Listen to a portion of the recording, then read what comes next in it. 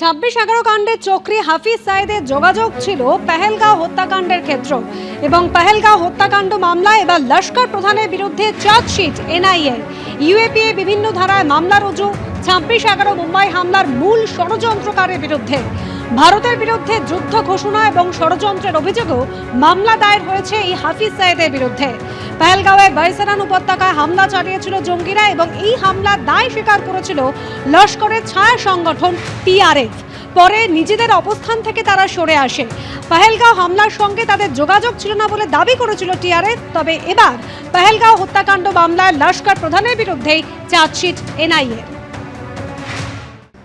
চোপড়ায় ধৃত তৃণমূল নেতাকে এলাকায় ঘোরালো পুলিশ, আর তৃণমূল নেতাকে দেখে উঠল চোর স্লোগান।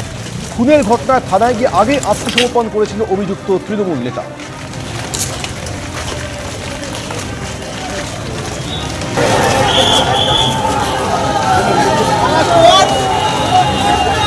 চলো